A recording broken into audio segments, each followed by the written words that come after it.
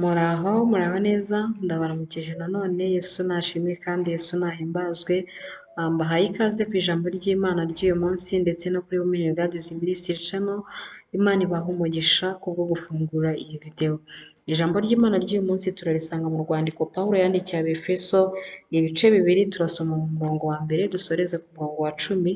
Ni ijambo rifite umutwe w'amagambo utubwiye ngo gukizwa ni ubuntu. Imana iduhane umugisha.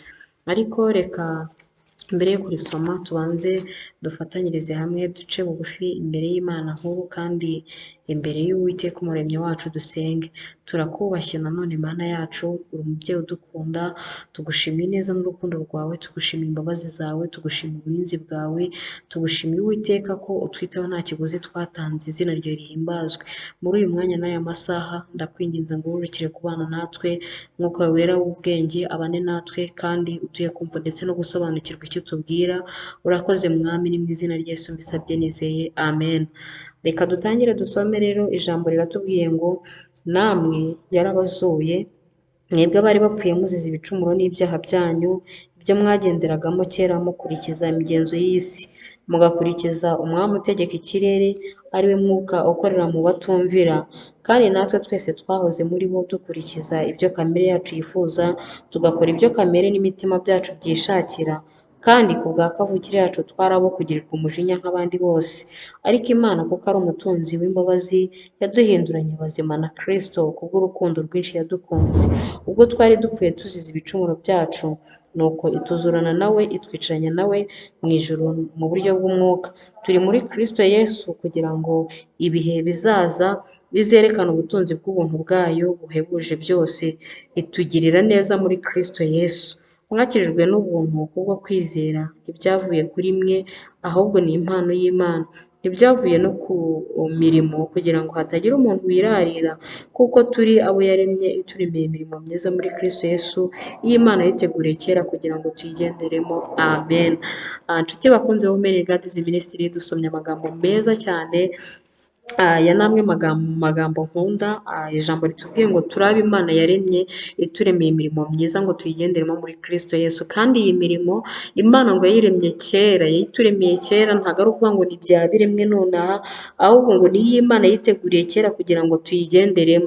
Utaraza muri iyi si, Imana yari izi imirimo uzagenderamo, Imana irayirema, irayitegura. Imana yacu ishimwe. Iri jambo ry'Imana riratubwiye ngo gukizwa ni ubuntu, agakiza ni ubuntu. Ariko nubwo agakiza ari ubuntu, hari abandi benshi batarabushyikiriye impano y'agakiza, kuko ijambo ry'Imana ritubwiye ngo natwe twahoze muri ba bandi dukora ibyo kamere yacu ishaka, dukora ibyo imitima yacu ishaka, kandi tuzi neza yuko iby'umubiri wanjye ushaka, ibyo kamere yanjye irarikira, bihabanye n'iby'umwuka w'Imana ashaka kuri njyewe. Ko kamere yanjye nimbwira ngo kora gutya, akenshi nzasanga iryo ari ibwirizwa mu buryo bw'umwuka, iryo ni itegeko rya kamere numviye, ariko mu buryo bw'umwuka nishiye itegeko ry'Imana ryakangenze. Rero umuntu w'Imana kandi umukristo w'ukuri warangije kwakira Kristo nk'umwami n'umukiza we, muri iri jambo umwuka w'Imana adushishikarije kutirata agakiza twahawe, tukabyumva ko ari impano y'ubuntu twahawe. Kandi buri gitondo cyangwa se buri mugoroba, buri uko ubyibutse ujye uvuga ngo ndi uw'Imana yaremye indemeye imirimo myiza muri Kristo Yesu, kugira ngo iyo mirimo nyigenderemo cyangwa se iyo mirimo nyikoreremo. Haleluya, Imana yacu ishimwe. Kandi ijambo ry'Imana aha ngaha rirashaka no kongera kutwibutsa gusengera abantu bakiri hahandi kure, bakiri mu mwijima, kuko ijambo ry'Imana ryatubwiye ngo natwe twahoze muri bo dukurikiza ibyo kamere yacu yifuzaga, tugakora n'ibyo imitima yacu yishakiraga. Ngabo rero batumvira Imana, nabo si bo ngo ahubwo ngo bafite umwami wundi bakorera, ari we utegeka ikirere, ari we mwuka ukorera mu batumvira. Uwo mwuka ukorera mu batumvira ngo ni umwami utegeka ikirere cy'iyi si yo dutuyemo. Hari abantu benshi ureba ukabona arabigerageza, arabishaka, ariko akabura imbaraga zo kubivamo, kubireka ndetse burundu. Rero icyo dukwiriye gukora ni ugusengera abo bantu kugira ngo Imana ice iminyururu n'imigozi n'abibaboshye, kugira ngo baze mu nzira y'agakiza, kugira ngo bakire Kristo nk'umwami n'umukiza, kuko nibyo byiringiro bizima bidakoze isoni. Naho twatunga byinshi twifuza muri iyi si, ariko tudafite ubugingo nta kintu byaba bitumariye.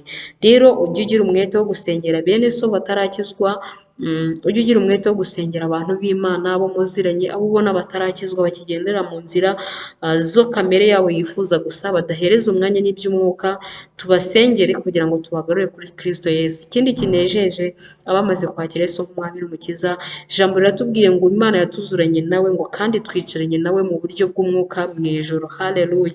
Turaba Imana yaremye rero ituremeye imirimo myiza muri Kristo Yesu. Nawe uneze amatwi, nawe uri kureba iri jambo, menya neza ko uri uw'Imana yaremye kandi Imana yakuremeye imirimo myiza muri Kristo, kandi iyo mirimo Imana yayiremye kera kugira ngo uyigenderemo. Imana iguhe umugisha, ukomeze ugendere mu buntu bwayo ndetse n'imirimo myiza Imana yakuremeye, ukomeze uyigenderemo. Niba uri umushomeri, ujye usenga uvuga aya magambo, uvuga ati Mana, hari imirimo myiza wandemeye muri Kristo Yesu ngomba kugenderamo. Iyi mirimo yavamo n'intunga mu buryo bw'umubiri, iyi mirimo Mana nuyimpe. Niba ubayeho no mu bundi buzima buri kukugora, ujye usuzugura ibibazo, ubibwire ngo njyewe ntabwo ndi umuntu usanzwe, nicaranye na Kristo mu buryo bw'umwuka mu ijuru, ibimpambire n'ibindwanya murandwanya uyu munsi, ariko hari igihe muzaba mutakifiteho imbaraga ndetse n'ubutware.